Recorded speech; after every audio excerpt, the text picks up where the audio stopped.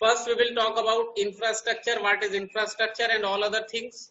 Then you will see that there are generally two types of infrastructures. वो भी हमने पढ़ना है, मैं आपको थोड़ा सा एक आउटलुक दे रहा हूँ. उसके बाद उसमें जो दोनों ही टाइप के इंफ्रास्ट्रक्चर होते हैं उनके एक एक मेजर पार्ट को लेके उसका एक्सप्लेनेशन दिया है उन्होंने. जैसे एक सोशल इंफ्रास्ट्रक्चर होता है और एक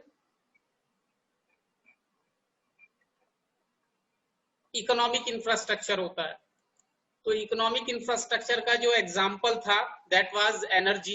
एनर्जी का जो पार्ट है वो पूरा का पूरा एनर्जी वाला टॉपिक है वो अब हमारे सिलेबस में नहीं है, वो डिलीटेड टॉपिक्स में है, तो उसे हमने नहीं पढ़ना है. पहले तो उस पर आप निशान लगा सकते हैं या कहीं लिख सकते हैं. जो डिलीटेड टॉपिक्स की फाइल थी वो उसमें भी मैंने आपको बताया था, उसमें लिखा हुआ है वो इंफ्रास्ट्रक्चर वाले लेसन, उसमें इंफ्रास्ट्रक्चर वाले लेसन में जो एनर्जी का पार्ट है वो हमने यूज नहीं करना है या वो हमारे सिलेबस में नहीं आएगा. तो this I wish to make clear in the starting of the chapter. Starting में ही हमें ये बात पता लग जानी चाहिए कि हमने इंफ्रास्ट्रक्चर वाला जो पार्ट है वो कवर नहीं करना है. जो बच्चे अभी आए हैं वो अपना कैमरा ऑन कर लें. अभी भी जैसे मैं देख सकता हूँ यहाँ पे ये बात, यार तुम मुझसे बार बार कहलवा के ना 5-10 मिनट इसी में खराब कर देते हो अपने और मेरे भी.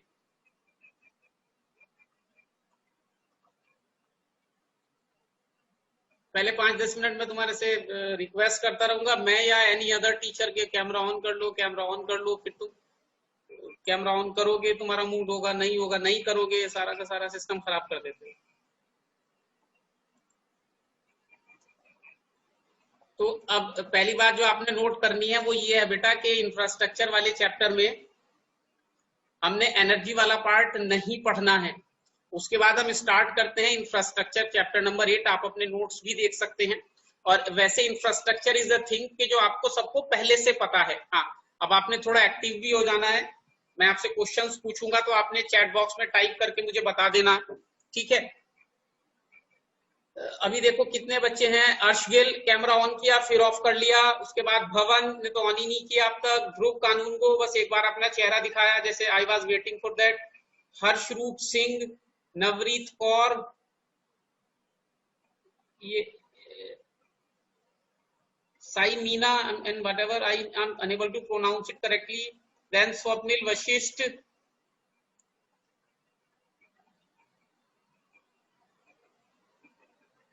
मैं बार बार पहले इसी बात को कहता रहूंगा कि भाई कैमरा ऑन कर लो, कैमरा ऑन कर लो. तुम सारा फ्लो खराब कर देते हो पढ़ने का यार. और ऑन ना करने की कोई वजह तो होनी चाहिए ना, एक प्रैक्टिकल वजह होनी चाहिए कि हम इसलिए ऑन नहीं कर रहे कैमरा कि हमारा कॉपीराइट है, गूगल के पास नहीं कर सकते हम, या समथिंग लाइक दैट. कोई लॉजिक तो हो ना उसे ऑन ना करने का. चलिए खैर. हाँ, तो अब इंफ्रास्ट्रक्चर क्या होता है यहां से स्टार्ट करते हैं. और बार बार अब मुझे कैमरा ऑन ऑफ वाली बात मत करवाना वरना मैं क्लास से बाहर निकाल दूंगा. इस बात ध्यान रखना, इस बात को. मतलब वर्चुअल क्लास से बाहर निकाल दूंगा, वैसे तो क्लास से बाहर नहीं निकाल सकता अभी. तो अब देखिए इंफ्रास्ट्रक्चर क्या होता है ये आप सबको पता है, आप सबने पढ़ रखा है. उससे पहले मैं आपको 2-3 न्यूज पढ़ा देता हूं. मैं अपनी स्क्रीन शेयर कर रहा हूं. मैं वैसे आपको चेक करता रहूंगा, कभी आप समझो कि स्क्रीन शेयर हो रही तो सर को पता नहीं लगेगा. साइड में पता लगता रहता है कैमरा किसने ऑन किया है किसने ऑफ किया है. सो बी अवेयर ऑफ दैट. हम कुछ न्यूज पढ़ते हैं पहले, उसके बाद इंफ्रास्ट्रक्चर की बात करते हैं.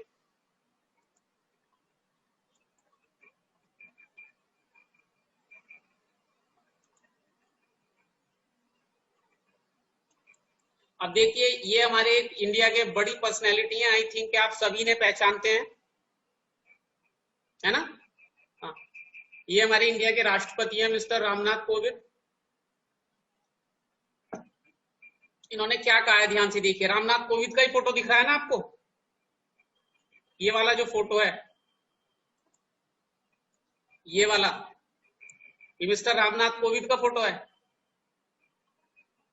ये किसी और का है.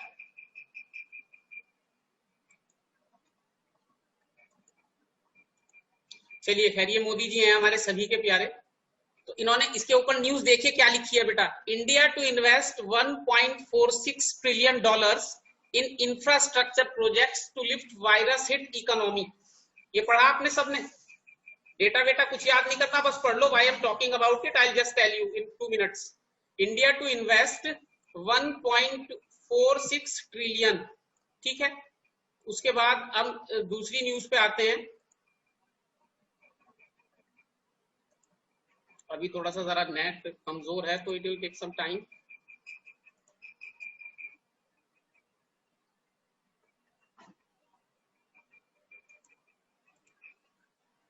यहां देखिए इस न्यूज में क्या लिखा है, infrastructure spending will draw economy forward.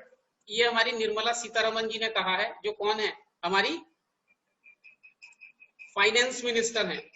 तो हमारे इंडिया के जो प्राइम मिनिस्टर हैं और हमारी इंडिया की जो फाइनेंस मिनिस्टर हैं, और तीसरी न्यूज मिस्टर वीके सिंह ने कही थी। मिस्टर वीके सिंह जो है वो हमारे इंडिया के डिफेंस चीफ भी रहे हैं और अभी भी एक सेंट्रल मिनिस्टर हैं। तो मींस इंफ्रास्ट्रक्चर एक ऐसी चीज है जो किसी भी इकोनॉमी के लिए सबसे ज्यादा जरूरी होती है। अभी आप लोगों ने पिछले दिनों न्यूज पढ़ी होगी कि इंडिया की जो इकोनॉमी है वो -23.9% से ग्रो हुई है, यानी कि डिक्रीज हुई है। 24% डिक्रीज हो गई हमारी इकोनॉमी। उसे ऊपर उठाने का क्या तरीका है? चाइना की जो इकोनॉमी है, other than the Chinese economy, every economy is badly hit. और अगर आप किसी भी कंट्री की न्यूज जाकर पढ़ेंगे, कनाडा की भी पढ़ सकते हैं स्पेशली, तो उन सबका एक ही प्लान है, वी लव कनाडा, उन सबका एक ही प्लान है कि इंफ्रास्ट्रक्चर को बढ़ाना है।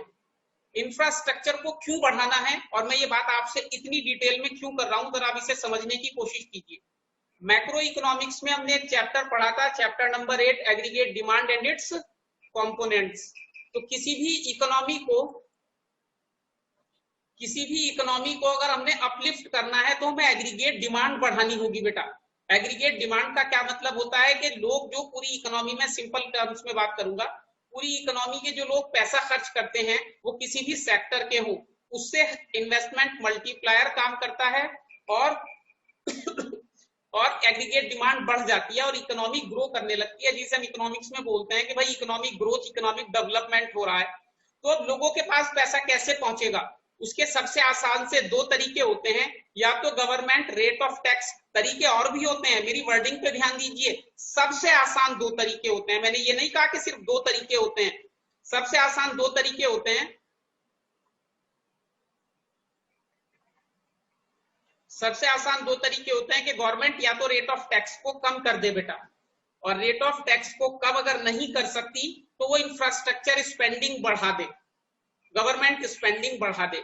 अब रेट ऑफ टैक्स को कम करना एक इकोनॉमिक डिसीजन के साथ साथ पॉलिटिकल डिसीजन भी होता है, वो इतनी आसानी से कोई भी गवर्नमेंट नहीं ले सकती। लेकिन इंफ्रास्ट्रक्चर स्पेंडिंग या गवर्नमेंट एक्सपेंडिचर को कोई भी गवर्नमेंट इजीली बढ़ा सकती है। समझ रहे हैं आप बात को? तो ये गवर्नमेंट के पास सबसे आसान तरीका होता है, सबसे आसान वे होता है इंफ्रास्ट्रक्चर पे स्पेंडिंग को बढ़ा देने का। जब इंफ्रास्ट्रक्चर पे स्पेंडिंग बढ़ेगी, जब इंफ्रास्ट्रक्चर पर स्पेंडिंग बढ़ेगी तो लोगों की जेब में पैसा आएगा, एडी बढ़ेगा और हमारी इकोनॉमिक ग्रोथ या इकोनॉमिक डेवलपमेंट भी होने लगेगा। इसीलिए, और ये जो न्यूज मैंने आपको पढ़ाई है ये अभी पिछले दिन की या उससे पिछले दिन की है, ज्यादा पुरानी नहीं है, कल की न्यूज है ये, ज्यादा से ज्यादा कल की न्यूज़ है ये। तो it is the thinking which is going on in the government in India and all over the world. अब ये मैंने आपको एक बैकग्राउंड बताया है कि किसी भी इकोनॉमी में इकोनॉमिक डेवलपमेंट, इकोनॉमिक ग्रोथ के लिए इंफ्रास्ट्रक्चर सबसे इंपॉर्टेंट होता है। और आपने अपनी स्क्रीन पे ही देखते रहना है, अपने फैमिली मेंबर से बात नहीं करनी है। आप सोचते हो कि मैं किसी को नोट नहीं करता, मैं सबको नोट करता हूं बेटा, हाँ। और जिसे मैं कर रहा हूं उसे पता भी है, उसका और मेरा नाम एक ही अल्फाबेट से स्टार्ट होता है। आपने यहीं पे ध्यान रखना है सामने। अभी यहाँ ज्यादा टाइम नहीं लूंगा मैं आपका, जैसे नेता बोलते हैं ना ऐसे ही मैं बोल रहा हूँ, टाइम मैं पूरा लूंगा वैसे 12 बजे तक का।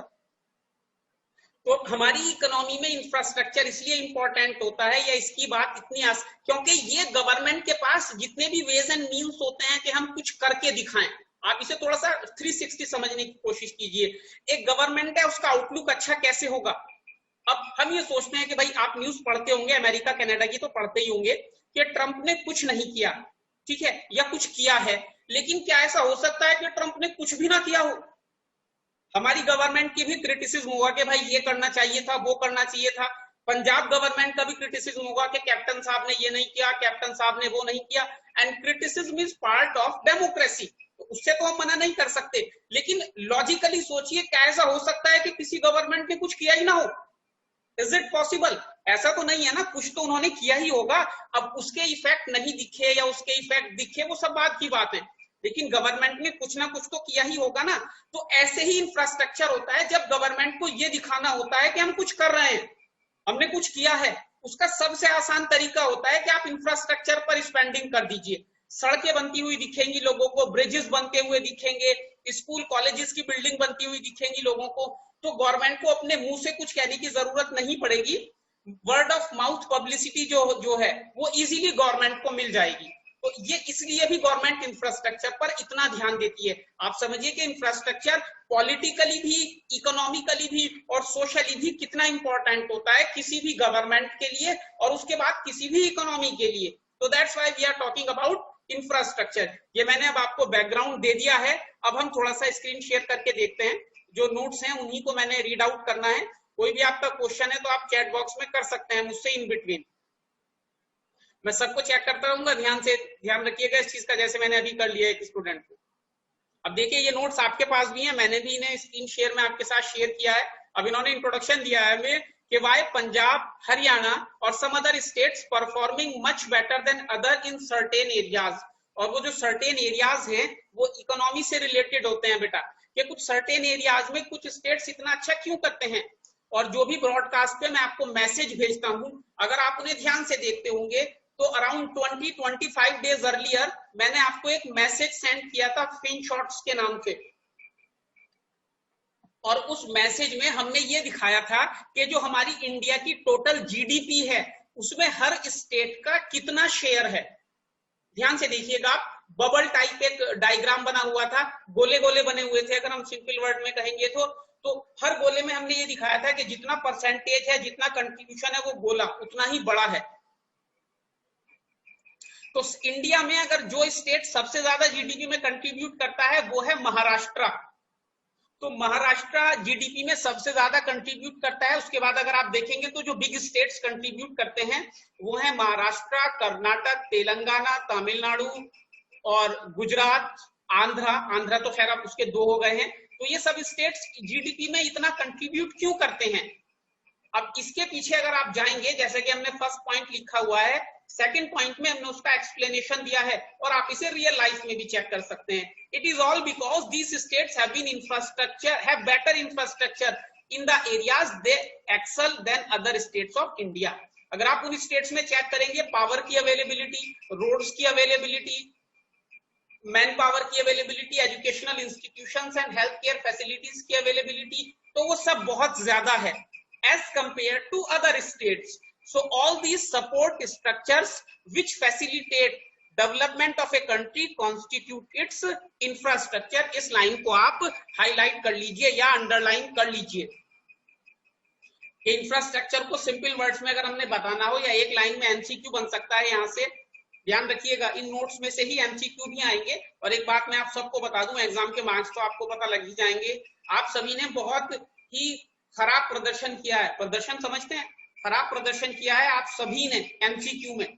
Not even a single student I can say has scored more than 14 marks in MCQ. अब सभी देख लीजिए, उसमें एमसीक्यू में कोई भी स्टूडेंट ऐसा नहीं है जिसके 14 मार्क्स भी मुझे दिखे हो। अभी मैंने ध्यान से नहीं देखा है, लेकिन मैंने हाईएस्ट टू लोएस्ट करके देखा था, 13 या 11 या 12 आपका हाईएस्ट आ रहा है सभी का एमसीक्यू में। तो आज फिर से वो एमसीक्यू देख लीजिएगा, एमसीक्यू ही आपका मेक और ब्रेक होगा। पिछले साल भी मैंने ये बात बताई थी। तो ध्यान से जरा पढ़ा कीजिए इन नोट्स को, और सारे के सारे एमसीक्यू इन नोट्स में से मिल जाएंगे आपको। चलिए, तो ऑल दी सपोर्ट स्ट्रक्चर्स, तो अब इंफ्रास्ट्रक्चर के बारे में वो आपसे पूछेगा कि वो मेन है या सपोर्ट है। तो वो सपोर्ट स्ट्रक्चर है, जितनी भी इंफ्रास्ट्रक्चर है वो सब सपोर्ट स्ट्रक्चर होती है जो इकोनॉमी को हेल्प करती है, जिसके बिना इकोनॉमिक डेवलपमेंट, इकोनॉमिक ग्रोथ नहीं हो सकता। अब इंफ्रास्ट्रक्चर को डिफाइन कीज करेंगे यहां से, ये 1 नंबर में क्वेश्चन आ सकता है आपका यहां से। Infrastructure provide supporting services. अब यहाँ पे इसी वर्ड पे आपने ध्यान रखना है, ये सपोर्टिंग सर्विसेज होती हैं, मेन सर्विसेज नहीं होती हैं। मेन तो हमारा फर्म एंड इंडस्ट्रियल सेक्टर ही होता है, लेकिन अगर इंफ्रास्ट्रक्चर खराब होगा तो वो भी अच्छे से परफॉर्म नहीं करेगा। आप मर्सिडीज बेंच बनाने की फैक्ट्री लगा दीजिए दसुआ में या टांडा में या आसपास, तो अगर इंफ्रास्ट्रक्चर अच्छा नहीं होगा तो वो गाड़ियां तो वहां बनेंगी अंदर, लेकिन वो पहुंचेंगी कैसे कस्टमर तक, यहाँ तक रॉ मटेरियल कैसे आएगा, वो प्रोडक्शन को हाईएस्ट लेवल पर कैसे लेके जाएंगे अगर उनके पास इलेक्ट्रिसिटी नहीं होगी, तो वो चीजें भी जरूरी होती हैं।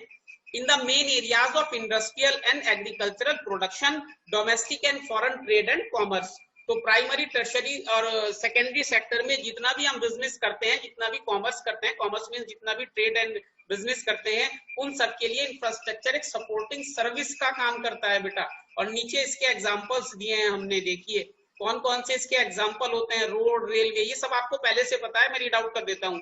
Road, railway, port, airport, dam, power station, oil and gas pipeline, telecommunication facilities, ये सब इंफ्रास्ट्रक्चर के मेन पार्ट होते हैं। उसके बाद countries educational system include school and college, ये भी इंफ्रास्ट्रक्चर का पार्ट होता है। आप और हम भी कंट्री के इंफ्रास्ट्रक्चर का पार्ट हैं। हम स्कूल एंड कॉलेजेस कैसे इंफ्रास्ट्रक्चर का पार्ट है वो हमने HCF में पढ़ लिया था। जब तक अच्छा ह्यूमन कैपिटल फॉर्मेशन नहीं होगा, इकोनॉमिक डेवलपमेंट भी अच्छा नहीं होगा।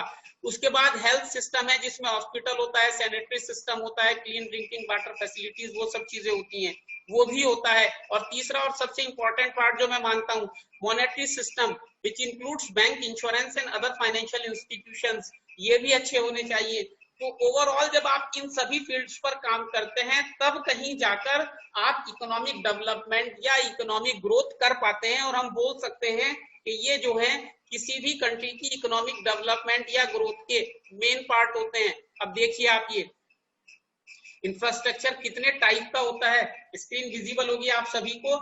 2 टाइप का होता है, इकोनॉमिक एंड सोशल। अब जितने भी हमने ऊपर नाम पढ़े हैं आप यहाँ से उसे क्लासिफाई कर सकते हैं खुद से, या एग्जामिनर आपसे 1 नंबर में पूछ सकता है, give 2 examples each of social and economic infrastructure, या 4 नाम देकर आपसे पूछ सकता है कि बताइए इसमें सोशल इंफ्रास्ट्रक्चर का एग्जाम्पल कौन सा है या इकोनॉमिक इंफ्रास्ट्रक्चर का एग्जाम्पल कौन सा है। अब देखिए उसमें आपने कैसे डायरेक्टली डिफरेंशिएट करना है। अगर वो इंडस्ट्री या एग्रीकल्चर को डायरेक्ट सपोर्ट दे रहा है तो इकोनॉमिक है, और इनडायरेक्ट सपोर्ट दे रहा है तो सोशल है। इसमें लिखा हुआ भी है, वो ध्यान से देखिए। It helps the economic system from outside, social infrastructure के पॉइंट पहले हम बात करेंगे। It helps the infrastructure from outside, it improves the quality of human resources, expenditure on it will raise the stock of human capital over time. Health, education and housing, health and education are 2 main important examples of social infrastructure. इसीलिए बेटा हमने इनको social उसमें human capital formation में भी पढ़ा था, और इसीलिए इनमें से हेल्थ वाला जो पार्ट है उसे हम इस बार दोबारा फिर पढ़ने वाले हैं। तो इसमें आपका इन बिटवीन कोई क्वेरी है तो आप या तो हैंड रेज कर सकते हैं या मुझे मैसेज कर सकते हैं। इनका जस्ट अपोजिट आ जाइए आप, economic infrastructure. It help the economic system from inside, जो डायरेक्ट हेल्प करता है किसी भी इकोनॉमिक इंफ्रास्ट्रक्चर को। Improve the quality of human resources, ये इकोनॉमिक रिसोर्सेज की क्वालिटी को इंप्रूव करता है। उसके बाद इस पर जब हम एक्सपेंडिचर करते हैं तो ये फिजिकल स्टॉक, जो हमारा फिजिकल कैपिटल होती है उसके स्टॉक को बढ़ा देता है बेटा। और इसमें कौन कौन सा होता है मेन देखिए आप, एनर्जी, ट्रांसपोर्ट और कम्युनिकेशन, ये होते हैं हमारे इकोनॉमिक इंफ्रास्ट्रक्चर। अब इसमें आपने कुछ पूछना है तो पूछ लीजिए जल्दी से, anything you would like to ask.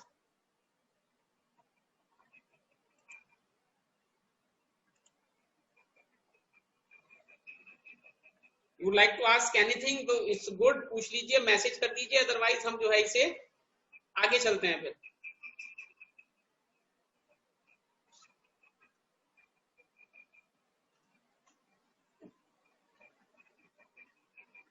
कोई क्वेश्चन नहीं आ रहा है?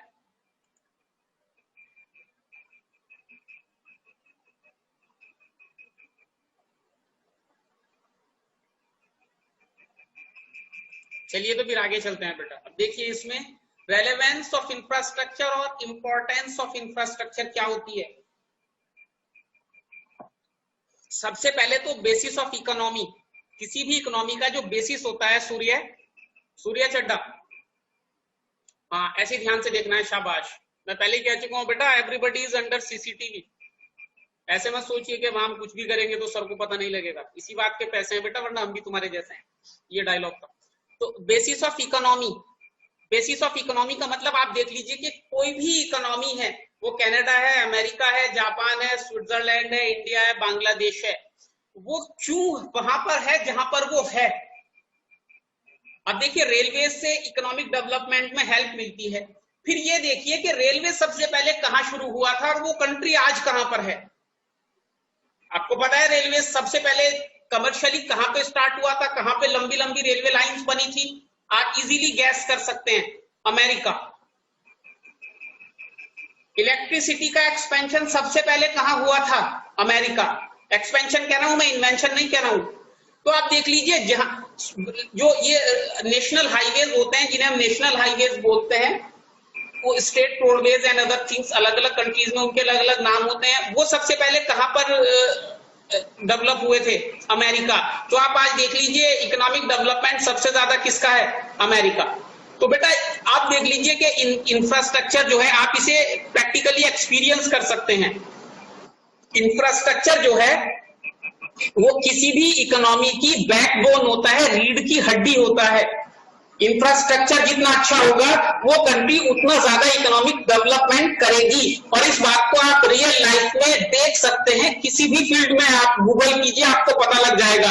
रैंकिंग के अकॉर्डिंग कीजिए, किसी के अकॉर्डिंग कीजिए, एफिशिएंसी के अकॉर्डिंग कीजिए, प्राइमरी सेकेंडरी टर्शरी सेक्टर में कीजिए, कैसे भी कीजिए आप, जिस कंट्री का इंफ्रास्ट्रक्चर जितना अच्छा है उस कंट्री का इंडस्ट्रियल डेवलपमेंट उतना अच्छा है, उसका इकोनॉमिक ग्रोथ, इकोनॉमिक डेवलपमेंट उतना अच्छा है। पलक महाजन, कैमरा ऑफ कर लिया बेटा। और उसके बाद देखिए modern agriculture. Modern agriculture also largely depends on it for speedy and large scale transport of seed, pesticide, fertilizer and the produce using modern roadway, railway and shipping facilities. In recent time agriculture also depends on insurance and banking facilities. ये सब तो आप इसमें से पढ़ लेंगे, बस मैं एक एग्जांपल से आपको समझाने की कोशिश करता हूँ। इंडिया में जितना भी एग्रीकल्चरल प्रोडक्शन होता है उसका 10% वेस्टेज हो जाता है, खराब हो जाता है, या तो एग्रीकल्चरल फील्ड में खेत में खड़े खड़े, या वो सही टाइम पर मार्केट तक या स्टोरेज फैसिलिटी तक नहीं पहुंच पाता, और जिसकी वैल्यू होती है around 60 billion US dollars. 60 billion US dollars का खाने पीने का सामान जो हम प्रोड्यूस करते हैं वो सिर्फ इंफ्रास्ट्रक्चर की कमी की वजह से खराब हो जाता है, वो पहुंच ही नहीं पाता वहां तक जहां तक उसे पहुंचना चाहिए। आप इंफ्रास्ट्रक्चर की इंपॉर्टेंस, टॉपिक का नाम भी इंपॉर्टेंस ऑफ इंफ्रास्ट्रक्चर है, तो that's why I am giving you this example. Infrastructure जितना अच्छा होगा वो वेस्टेज उतनी कम होगी, लोगों के पास तक पहुंच जाएगा। दूसरा एग्जांपल देखिए, आप उसे गूगल करके देख सकते हैं। जो हम पीडीएस में, पब्लिक डिस्ट्रीब्यूशन सिस्टम में फूड ग्रेन कलेक्ट करते हैं, उसमें से every year thousands and thousands of crore का फूड ग्रेन जो है वो बारिश में खराब हो जाता है। क्यों? क्योंकि हमारा इंफ्रास्ट्रक्चर अच्छा नहीं है, हमारे पास स्टोरेज फैसिलिटीज अच्छी नहीं है। स्टोरेज फैसिलिटीज भी इंफ्रास्ट्रक्चर का पार्ट कंसीडर की जाती हैं। तो इंफ्रास्ट्रक्चर का कितना इंपॉर्टेंस होता है आप आई थिंक इन दोनों बातों से समझ सकते हैं। उसके बाद तीसरा पॉइंट देखिए बेटा, interdependence means everything depends on each other.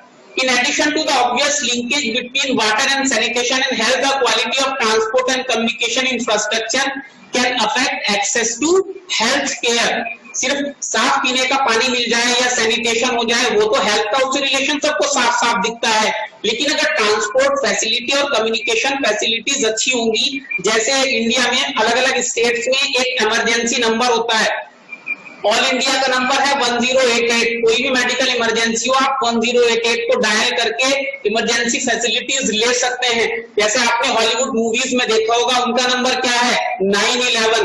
कल 911 था, अगर आपको 911 की रेलेवेंस याद हो तो, 11/9 था वैसे कल, तो उसकी रेलेवेंस अगर आपको याद हो तो 911 अमेरिका में इमरजेंसी नंबर है। इंडिया में मेडिकल इमरजेंसी नंबर क्या है 1088।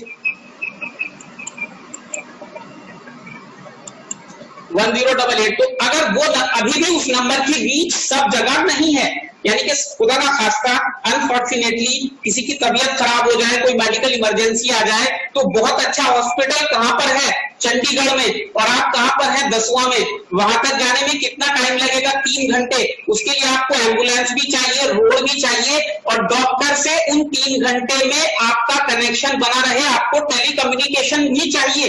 ये 3 चीजें हैं तो आपका अच्छा इलाज होने की, लाइफ के बच जाने के चांसेस ज्यादा है। नहीं है तो चांसेस ऑटोमेटिकली आपके कम हो गए। 3 घंटे का रोड डिस्टेंस है और सड़क खराब है तो आप 6 घंटे में पहुंच रहे हैं। एक तो पेशेंट की तबीयत खराब है, ऊपर से उसे सड़क की वजह से झटके लग रहे हैं, तो उसके बेचारे बचने के चांसेस तो ऑटोमेटिकली कम हो गए। वो हॉस्पिटल तक जब टाइम से पहुंचेगा तभी तो बचेगा। कुछ बचने के उसके चांसेस होंगे भी तो वो सड़क ऊंची नीची रहेगी, उसे झटके लगते रहेंगे, वो वैसे गुस्से में आ जाएगा। Means just kind of a joke, लेकिन आप समझिए चीजों को कि रोड इंफ्रास्ट्रक्चर कितना जरूरी होता है। चलिए खैर, तो सब चीजें एक दूसरे पर डिपेंड करती हैं। Air pollution and safety hazard connected to transportation also affect morbidity हम अभी थोड़ी देर में पढ़ने वाले हैं, particularly in densely populated areas. अब आप खुद देख लीजिए, कोविड-19 है, कोविड-19 के टाइम में क्या होता है? अगर एक डेंसली पॉपुलेटेड एरिया है, जैसे मुंबई की वो सबसे बड़ी स्लम है, क्या नाम है उसका? वो स्लम डॉग में भी था, उसका जिक्र था, क्या नाम है आप लोगों को शायद पता होगा, धारावी उसका नाम है, धारावी, THARAVI, धारावी। वो दुनिया की सबसे बड़ी स्लम है बेटा, यहाँ पे स्लम डॉग मिलियनेयर बनी थी।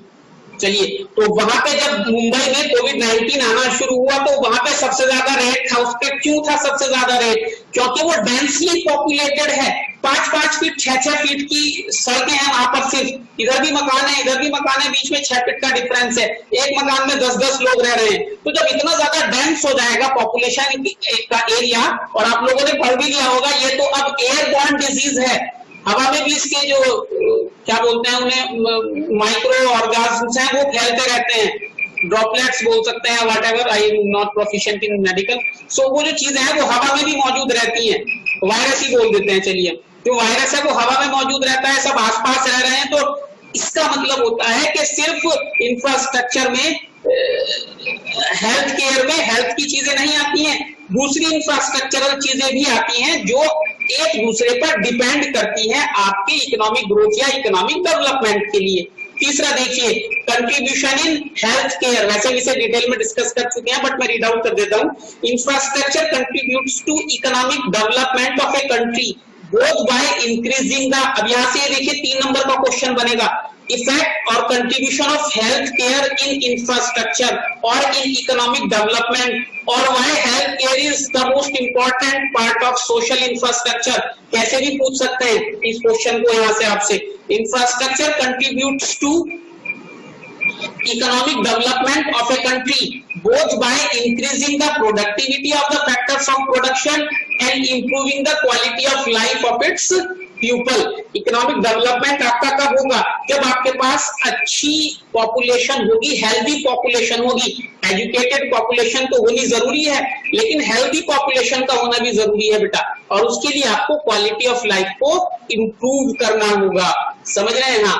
इनएडिक्वेट infrastructure can have multiple adverse effects on health. अगर इंफ्रास्ट्रक्चर आपका अच्छा नहीं है तो उससे आपका हेल्थ केयर खराब होने के चांसेस बढ़ जाते हैं। कैसे? अब देखिए आगे, improvements in water supply and sanitation have a large impact by reducing morbidity from major waterborne disease and reducing the severity of diseases when it occurs। Simple समझिए, बिल्कुल कोविड-19 का एग्जांपल ले लेते हैं। जहां पर भी इंफ्रास्ट्रक्चर अच्छा है, वो चाहे आपके घर में हो जहां पर आप रहते हैं या हॉस्पिटल में हो, वहां पर कोविड-19 के रिकवरी का रेट ज्यादा है, और जहां पर ये अच्छा नहीं है वहां पर कोविड-19 के रिकवरी का रेट इतना अच्छा नहीं है। पहले इस वर्ड को मैं डिस्कस कर लेता हूं जो मैंने हाईलाइट किया हुआ है, मॉर्बिडिटी। मॉर्बिडिटी का मतलब होता है what is the percentage of yourself getting ill, that is morbidity, percentage or probability of getting ill, probability of getting ill। अब देखिए क्या होता है कि 200 लोगों का सैंपल लिया आपने कोविड-19 के लिए, तो उसमें से तो किसी एरिया में तो 20 लोगों को पॉजिटिव मिलता है और 200 में से ही किसी एरिया में 80 लोगों को पॉजिटिव मिल जाता है। What is the difference? उसके लिए हम ये टर्म यूज करेंगे मॉर्बिडिटी। किसी पर्टिकुलर आदमी, किसी पर्टिकुलर फैमिली, किसी पर्टिकुलर एरिया या किसी पर्टिकुलर सोसाइटी में क्या चांसेस हैं कि जो पीपल हैं वो बीमार पड़ सकते हैं। एक्सक्यूज मी, एक मिनट बेटा। हेलो, हाँ जी, गुड मॉर्निंग बेटा।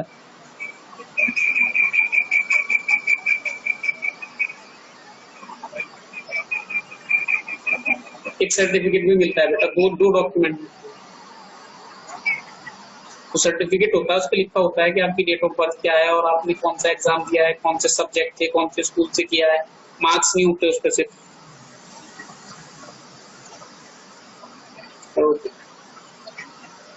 चलिए साहब, तो आपके बीमार पड़ने के चांसेस कितने हैं, वो मॉर्बिडिटी है।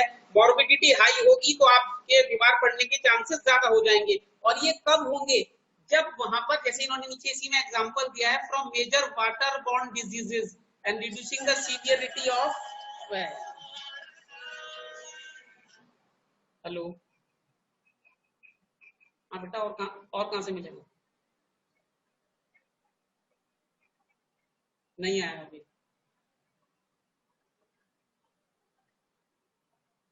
हाँ जी, तो अगर आपके एरिया में कोई भी, जैसे अभी कोविड-19 ही ले लेते हैं, कोविड-19 है और इंफ्रास्ट्रक्चर अच्छा नहीं है, तो मॉर्बिडिटी हाई हो जाएगी या लो हो जाएगी, बताइए। कोई भी महामारी आती है आपके एरिया में, अनफॉर्चुनेटली, मतलब नहीं आनी चाहिए वैसे, जस्ट फॉर एग्जांपल आ जाती है, तो इंफ्रास्ट्रक्चर अगर अच्छा नहीं है तो मॉर्बिडिटी हाई होगी या लो होगी? आज ही मैं पढ़ता हूं आप लोगों के मैसेजेस।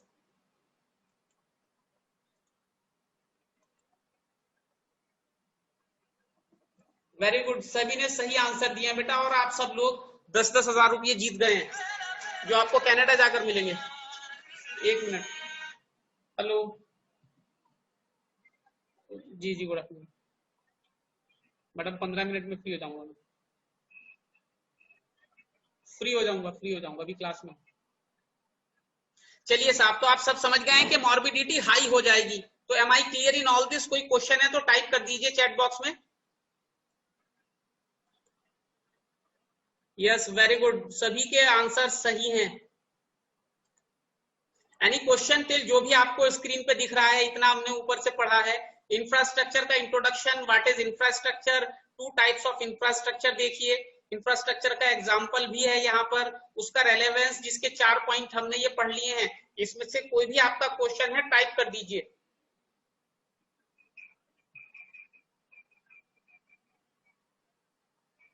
और अभी अच्छे से तैयारी करना स्टार्ट कर दीजिए, बोर्ड के एग्जाम फरवरी में ही होने वाले हैं। कभी आप सोचोगे कोविड-19 की वजह से कुछ छूट मिल जाएगी, नहीं मिलेगी। और एमसीक्यू पे ध्यान दो, मुझे लगता है नंबर ऑफ एमसीक्यू सभी सब्जेक्ट्स में बढ़ेंगे इस बार। 20 हैं, वो 30-40 भी हो सकते हैं। मैं बोर्ड एग्जाम की बात कर रहा हूं, और किसी भी बच्चे ने उसमें अच्छी परफॉर्मेंस नहीं की है from A to Z. 130 out of 130 students की परफॉर्मेंस बिल्कुल निराशाजनक है। निराशाजनक समझते हैं?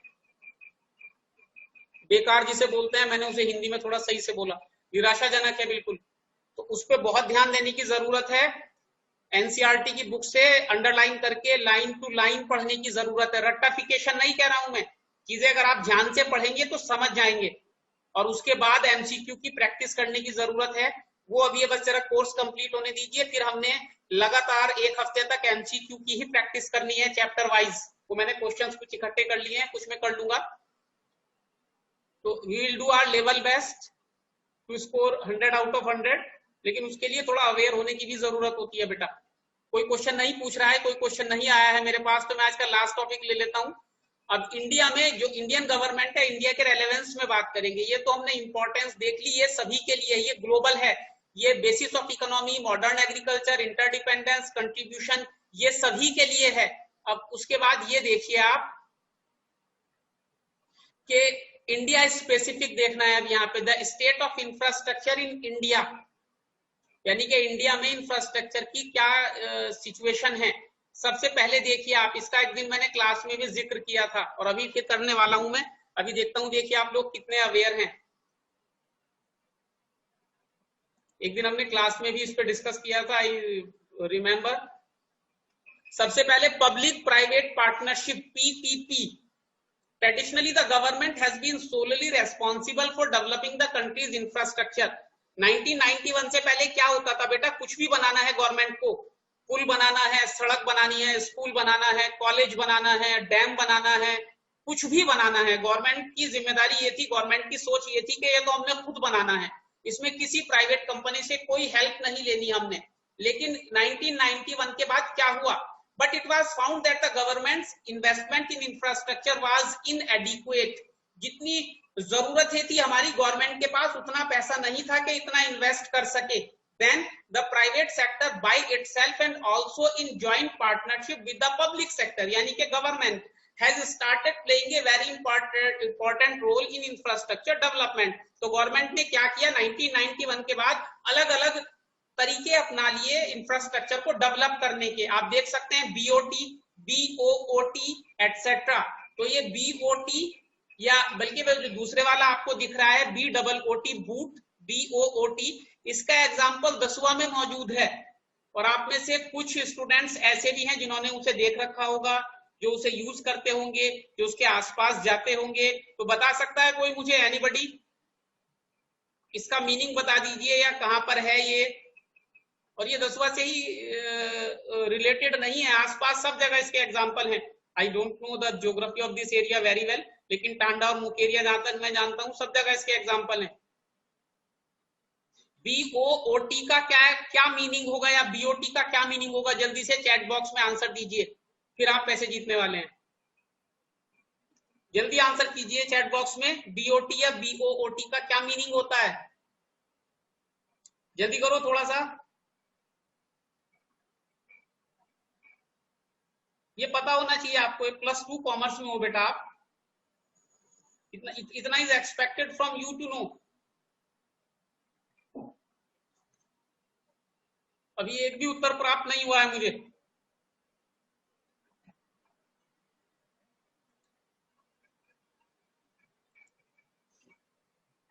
जल्दी आंसर करो भाई।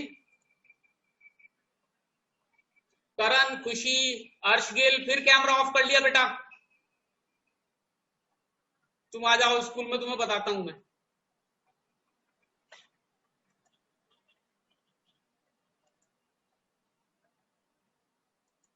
बता रहा है कोई? नहीं बता रहा है भाई, यस नो तो कर दो। एक रिएक्शन का टैब होगा देखो तुम्हारे मोबाइल पे या टैब पे या कंप्यूटर पे। अच्छा, एक आंसर आया देखो मेरे पास इतनी देर में।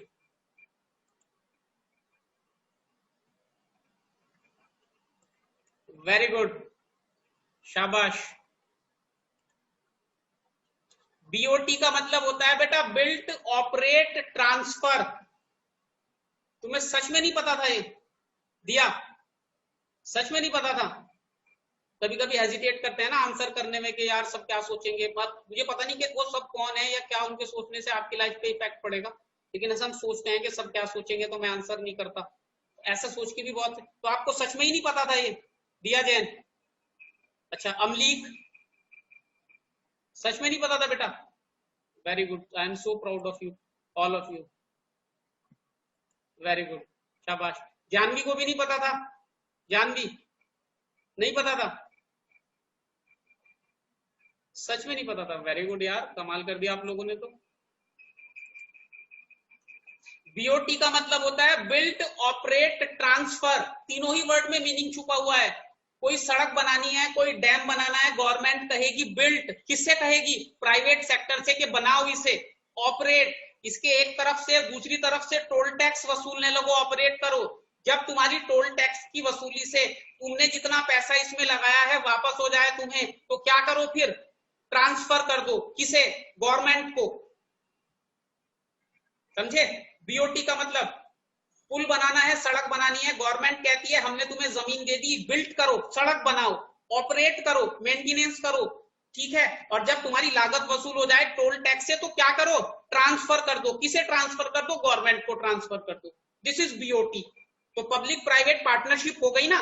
पब्लिक यानी कि गवर्नमेंट ने क्या दिया, जमीन एक्वायर की, लोगों से जमीन ली और रॉ मटेरियल समझो उसे, इन सिंपल टर्म्स उसे दिया जो परक्यूसाइट्स थी, और उसने उसे एक फिनिश्ड प्रोडक्ट में ट्रांसफर कर दिया, स्टेट हाईवे या नेशनल हाईवे में ट्रांसफर कर दिया, और फिर उसे ऑपरेट किया 15 साल तक, उस पर टोल टैक्स वसूला, और फिर क्या हुआ, ट्रांसफर कर दिया किसके नाम, जब 15 साल में उनकी मेंटेनेंस की, बनाने की, प्रॉफिट की सब रिक्वायरमेंट पूरी हो गई, जो इन्वेस्टमेंट किया था उस पर वापस मिल गया उन्हें।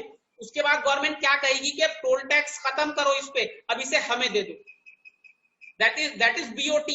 तो गवर्नमेंट का इन्वेस्टमेंट कितना हुआ, सिर्फ जो शुरू में गवर्नमेंट ने जमीन लोगों से लेने में पैसा खर्च किया था, और जो टोल टैक्स वसूल होता है उसमें गवर्नमेंट को शेयर देना होता है प्राइवेट कंपनीज को। अब जो दूसरे वाला है उसका क्या मतलब होगा, built operate own operate transfer. पहले और दूसरे में क्या डिफरेंस है, सेम मेथोडोलॉजी है, एक ओ बढ़ गया है, उस ओ का क्या मतलब होगा, own, built own operate then transfer. पहले और दूसरे में क्या डिफरेंस है, बीओटी में आप गवर्नमेंट को टोल टैक्स में ज्यादा परसेंटेज देते हैं, ज्यादा शेयर देते हैं, दूसरे वाले में आप कम टोल टैक्स देते हैं, कम परसेंटेज देते हैं, ज्यादा आपके पास रहता है। पहले वाले में रिकवरी लॉन्ग टर्म होती है, मैं प्राइवेट कंपनी के एग्जांपल से बात कर रहा हूं। पहले वाले में क्या होगा, रिकवरी लेट होगी, किसकी रिकवरी लेट होगी, प्राइवेट कंपनी की, क्योंकि उसे टोल टैक्स का एक ठीक ठाक परसेंटेज गवर्नमेंट को देना है। दूसरे वाले में उसकी रिकवरी जल्दी होगी क्योंकि उसने गवर्नमेंट को कम परसेंटेज देना है, ज्यादा अपने पास रखना है। तो ये बीओओटी ये कहां पर है, जब आप दसुआ से इस तरफ चलेंगे ना होशियारपुर की तरफ, तो वो जो एक सड़क आएगी इधर, फिर एक ब्रिज आएगा, ब्रिज से थोड़ा आगे बढ़ेंगे, राइट हैंड साइड में बहुत बड़ा पार्क बना हुआ है जहां लोग शाम के वक्त घूमते हैं, उसके ठीक बाहर एक रोड साइड वो लगा हुआ है, क्या बोलते हैं उसे, उस पे लिखा हुआ है बीओओटी। इस बार जब लॉकडाउन खुलेगा तो उसे जब उधर से आते जाते हुए देख लेना। ये जो आप होशियार इधर से दसुआ से होशियारपुर जाते हो, ये जिस सड़क पे आप चलते हो वो बीओओटी का एग्जाम्पल है।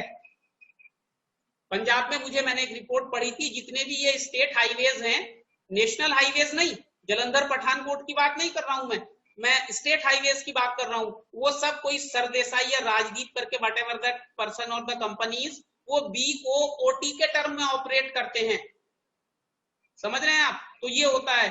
तो अब इस पॉइंट से हमें क्या पता लगा, पहले सारा का सारा खर्च इंफ्रास्ट्रक्चर पर कौन करता था, गवर्नमेंट करती थी। अब कौन करता है, गवर्नमेंट जस्ट एक प्राइवेट प्लेयर की तरह काम करती है, लोगों को, सॉरी, प्राइवेट कंपनी से पार्टनरशिप करती है, कुछ पैसा प्राइवेट कंपनी ने इन्वेस्ट करना होता है, और जो उसके लिए लैंड की रिक्वायरमेंट होती है वो गवर्नमेंट पूरी करती है। जितने भी बड़े बड़े इंफ्रास्ट्रक्चरल प्रोजेक्ट्स हैं गवर्नमेंट ऑफ इंडिया के, वो अब इन्हीं दोनों तरीकों से चलते हैं। इसमें और भी अरेंजमेंट होते हैं, लेकिन वो अब हमारे आउट ऑफ एरिया से, मतलब आउट ऑफ सब्जेक्ट एरिया से बाहर की बात है। ओके, अब आई थिंक क्या हमें इतना ही रखना चाहिए, आज आपकी दूसरी क्लास भी है, 12 बजने वाले हैं, कि आउट ऑफ दिस अगर आपने कुछ पूछना है तो पूछ लीजिए, out of whatever we have discussed.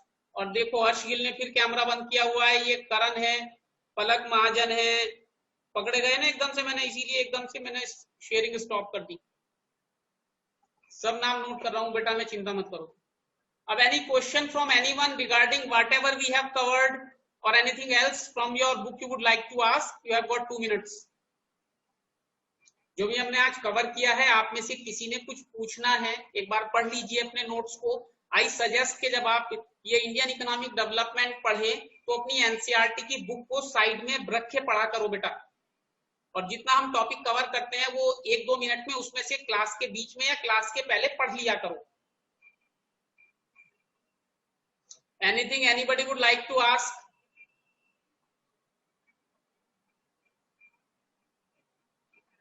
regarding the topics we have covered today?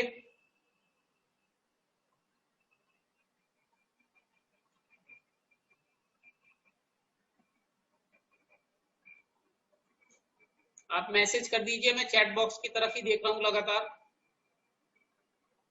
अगर इतना आप सभी, जरूरी नहीं है कि मैसेज करे ही करे, अगर इतना आप सब समझ गए हैं तो I think we shall finish this class. Okay, ये एक रिएक्शन का बॉक्स है, उसमें जाके आप ऐसे कर सकते हैं। Shall we finish the class?